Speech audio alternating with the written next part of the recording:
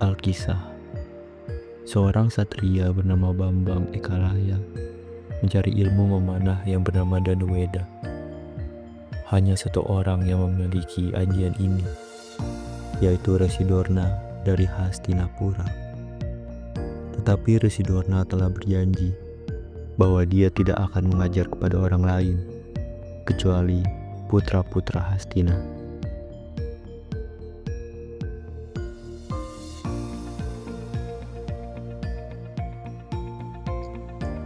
Hamba mohon, Resi Dorna, ajarkanlah hamba ilmu Danuweda. Hamba akan menjadi murid yang tekun. Maafkan aku, Bambang Ekalaya. Aku telah berjanji hanya mengajar putra-putra Hastina. Pulanglah. Kecewa karena ditolak, Bambang Ekalaya tidak menyerah.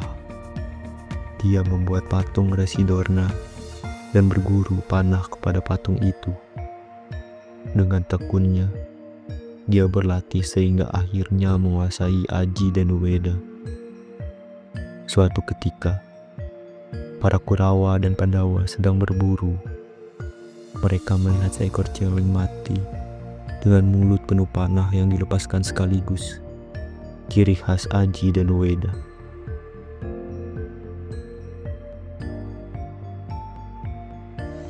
Siapa yang mampu melakukan ini? Hanya aku dan Karna yang menguasai ajian ini. Mereka mencari dan menemukan Bambang Ekalaya.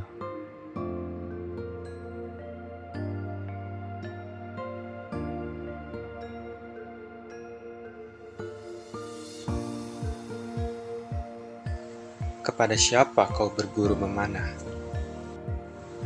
Kepada Resi Dorna, sang kesatria. Arjuna membawa celeng itu kepada Resi Dorna. Sang Resi terkejut dan meminta ditunjukkan tempat satria tersebut. Bagaimana kau bisa menguasai aji Danuweda tanpa kuajari? Hamba berlatih di hadapan patung guru setiap saat. Aku akan mengakuimu sebagai murid jika kau mempersembahkan kedua jempolmu. Dengan senang hati, Guru. Tanpa pikir panjang, Bambang Ekalaya memotong kedua jempolnya dan mempersembahkannya kepada Resi Dorna. Kini kau tidak akan bisa memegang panah lagi. Pulanglah. Aku tidak akan mengajarkan apapun kepadamu. Hamba rela, asalkan guru mengakui hamba sebagai murid. Bertahun-tahun kemudian, Bambang Ekalaya telah menikah dan menjadi raja. Dia mengirim istrinya membawa persembahan untuk Resi Dorna. Dalam perjalanan, mereka diserang raksasa. Sang putri melarikan diri dan masuk ke gua tempat Arjuna bertapa. Siapa berani mengganggu tapaku? Tolong kesatria, raksasa mengejar hamba. Arjuna segera menumpas gerombolan raksasa. Namun melihat kecantikan sang putri, birahinya memuncak dan dia lupa tata krama. Tinggallah bersamaku. Hamba adalah istri Bambang Ekalaya. Sang putri melarikan diri ke pinggir tebing dan memilih melompat.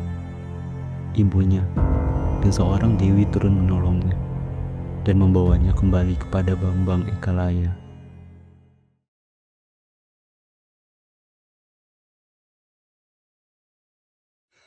Arjuna, keluar dan hadapi aku. Sri Krishna yang sedang bertamu di Indraprastha sadar bahwa Arjuna akan berlayak melawan Bambang Ekalaya.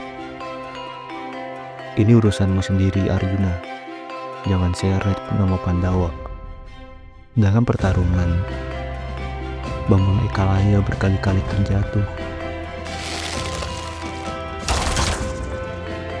Tapi tidak bisa mati karena cincin pusaka ampal di jarinya. Ketika menggunakan ajian ampal, Arjuna terjatuh tak bernyawa.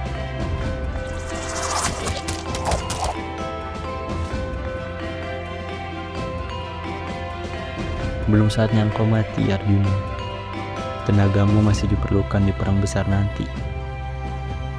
Sri Krishna menghidupkan Arjuna dengan Aji Wijaya Kusuma. Aku tidak rela hidup selama Bambang Ekalaya masih hidup. Di malam hari, Sri Krishna dan Arjuna menyelinap ke perkemahan dengan Aji Halimunan. Bambang Ekalaya sedang bersemedi di hadapan patung Dorna.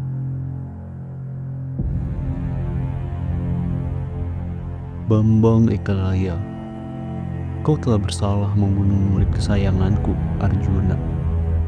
Letakkan cincin wasiat itu di pangkuanku.